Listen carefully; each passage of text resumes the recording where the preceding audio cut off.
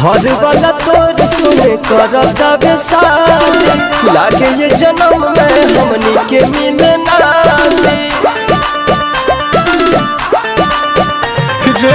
घर वाला तोर सुने करता बेसाली लागे ये जन्म में हमनी के मिलना बन गइल कितना जमाना बेरा हम अपने से कोई जाई जिंदगी खत्म दूगो गोली साला फांस के ले आई सनम एगो ते खाली है एगो खाले हम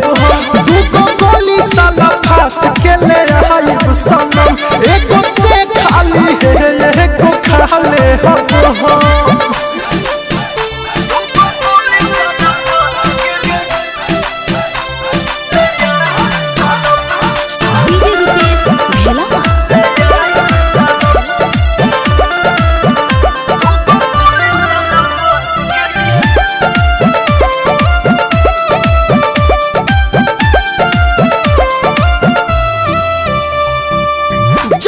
जमाना में कोइल जाई जी के देख लोग दीवान की हमनी के हाँ जालिम जमाना में कोइल जाई जी के देख लोग दीवान की हमनी के हाथवा में हाथ रही सातो जन्म मर के भी प्यार कब होई ना कम दूगो गोली साला फांस के ले आई सनम एगो ते खाली है एगो खाले हम दूगो गोली साला फांस के ले आई सनम एगो ते खाली है एगो खाले हम Mixed by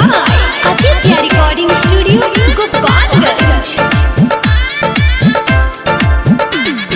DJ Rupesh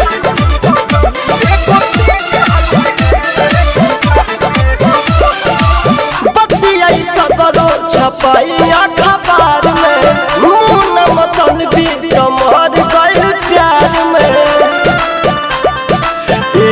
गोरिया रे बतियाई सगरो छपाई अखबार में दीपक दीवाना तो मोहर गइल प्यार में राइटर और साथ याद रखी है हर दम ससना था सुनी है ता होई अखियां ना